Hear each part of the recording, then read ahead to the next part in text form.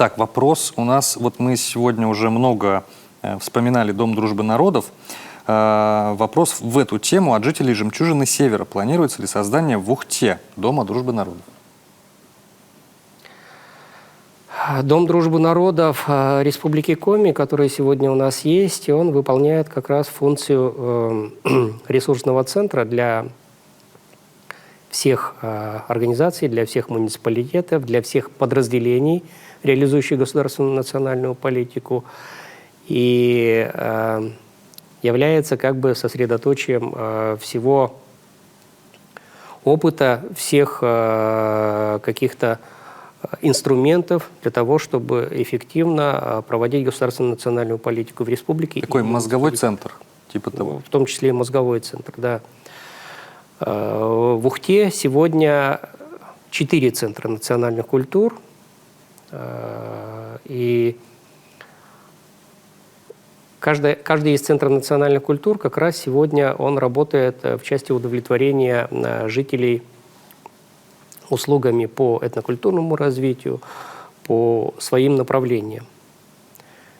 Это центры славянских культур, это центр немецкой культуры, да, центр татаро-башкирской культуры и центр Бориса Шахова. Угу. Вот. Каждый из центров является хорошей и достойной площадкой для проведения на них мероприятий.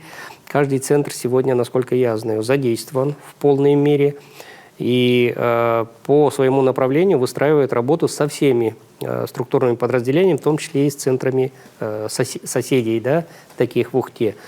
Вот. Есть ли сегодня необходимость в создании Дома дружбы народов? Ну, наверное, целесообразно здесь этот вопрос решать жителям и главе муниципального образования в первую очередь.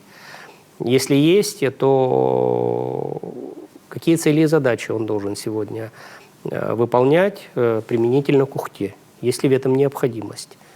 Либо достаточно курирования на уровне муниципалитета сегодня этими центрами и создание какого-то единого пространства. Причем проекты центра достаточно хорошие и очень высокого уровня сегодня у них все.